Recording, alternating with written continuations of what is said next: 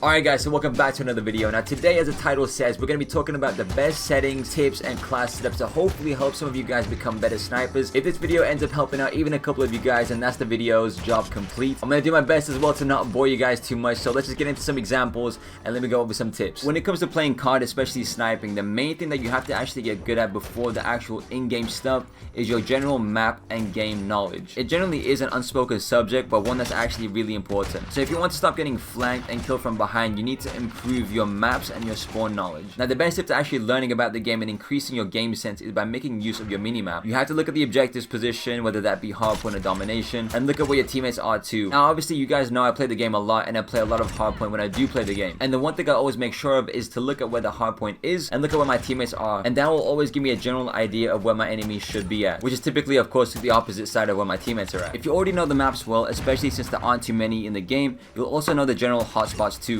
So focus on these areas of the map as you make your way around the game. You'll be doing all of this over time without even realizing it. It'll honestly be like second nature. And to be honest, all of this stuff will only be learned by putting time into the game. I can't really give you guys an image with all the spawn locations circled on the map and expect you guys to remember all the spawn locations. But of course, the more you play, the more you understand where your enemies are likely to spawn, and obviously then you can position yourself to take out those enemies. Another important thing regarding the maps in the game is the use of cover and making it hard for your enemies to kill you. And yes, I know, usually when I play the game, I like to run around the map like a madman, and I usually don't care about dying too many times, but when I can sense a clip opportunity or a streak happening, I'll usually make use of my cover and generally increase my odds in winning a gunfight by knowing the best angles to take against an enemy to obviously win that gunfight. So again, going back to this, man, it all falls down to map knowledge. Obviously, the more you play these maps, the better you'll understand about which angles to take, which piece of cover to use in certain situations. But generally speaking, guys, the number one tip is to know the spawn systems, where your enemies will spawn, and why they'll spawn there. And again, it's usually dependent on the hardpoint locations, your teammates' locations, and of course, your location on the map too.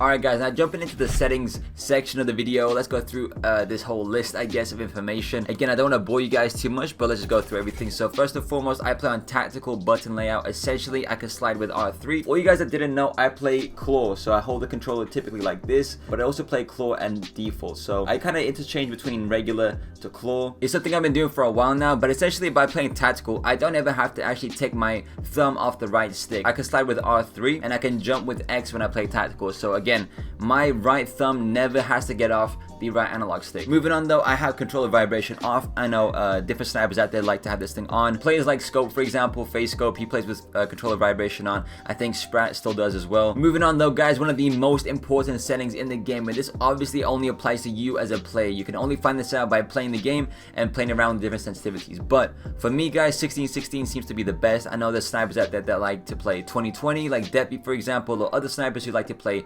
8:8, you know, 10:10 maybe. I tried lower sensitivities and I've tried higher ones, but this for me is a good baseline, and I really am comfortable playing on 16. The only other useful setting right here as well, guys, is automatic tac sprint. I prefer to have mine on. If you guys don't know about this setting, then please try this out if you've never used it. It essentially stops you from having to hit L3 all the time to tac sprint. You can just push your stick forward and it'll automatically tac sprint for you. Not only will it save you from damaging your controller, but it'll also save your thumb as well, because you won't be having to push in all the time to tac sprint. For aim assist, guys, I play on default. I know there was a lot of fuss about playing in Black Ops and also precision being two really good aim assist types for sniping, but default for me is just, it's broken, man. I don't want to say it's OP, because, you know, aim assist already is kind of insane, but for sniping, I would say default is a pretty good place to be at. I haven't messed around with it too much. Aim response curve type is also on standard. Going back to the sensitivity real quick, I actually did change this setting right here. Now, a lot of you guys will probably have this at the baseline, which is typically 1. So whatever sensitivity you pick will be also how your gun behaves and what kind of sensitivity it's at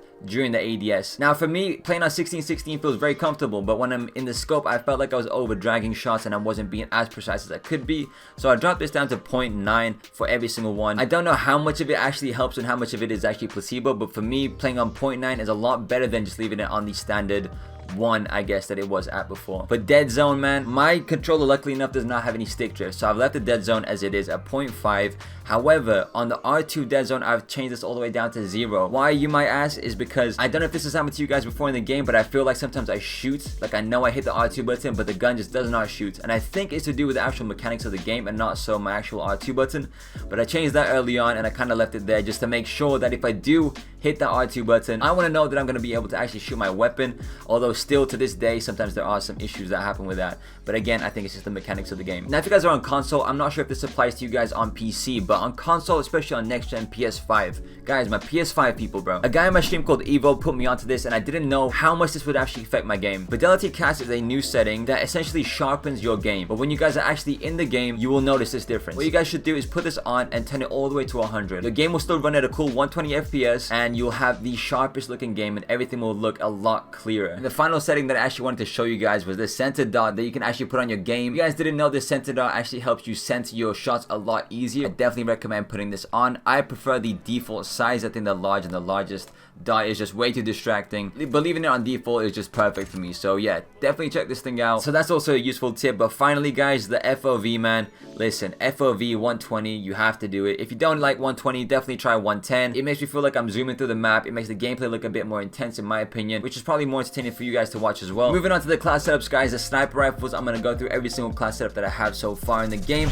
I'll also show off the SPR, MK2, and the SAB, since I feel like these are very, very useful guns as well. But going into the Signal 50, first of all, a lot of the tuning that you will see will be very, very consistent throughout the other sniper rifles. The theme will be very similar, and all of it, as you guys can see, just increasing the ADS speed and the sprint to fire speed. Here's the MCPR class setup as well. This is the SPX over here. Again, guys, the tuning is always very similar as well, man. You will not see anything really too out of place right here. This is the SPR setup that I used on the previous video as well. Again, going into the attachments real quick, the tuning, there you guys go. Everything is very similar to each other. Of course, when it comes to the scope, there are always a lot of good options out there. When I want to use an actual sniper scope, I'll go with the SPX 80, but if I want to use a thermal scope, I'll usually go with the SZ heat source or the Drexen Prime 90. Both of these thermal sites I've actually made videos on, so if you want to see more about the thermals, go ahead and watch those videos. And finally, the MK2 as well. I've shown every single sniper class setup that I have except for the LAB, since I really never use it. If you guys happen to be new to the channel, of course, be sure to drop a sub to the channel for more sniping information and sniping clips, highlights, all that stuff. And of course, be sure to drop a like on the video, since that always goes a long way with the algorithm and all that stuff. Check out the Twitch too, we stream on there every single day. But yeah, that's all with the video. Thank you guys for watching one more time, and I'll catch you all in the next one 2 days from now. Alright guys, so finally I just wanted to end off this video with a little streak that I got, just to kind of show off a lot of these things that I talked about in actual practice. If you guys take a second to just look at my eyes, sometimes I scan the map a lot. You will see when I'm not actually engaging in fights or anything like that, I'm always scanning the map, looking at where the spawns are, looking at where the people should be spawning at, making use of my cover, all that stuff. So if you look at the like I said, the eyes a lot, you'll get a lot of comments actually in a lot of people's videos, always making a comment about why, you know, someone's eye is not in the center of the screen. Why are you looking away? Why are you looking at your other monitor? Bro, we're just looking at the mini-map. That's literally all it is. We're looking at the mini-map, trying to use the information that we have.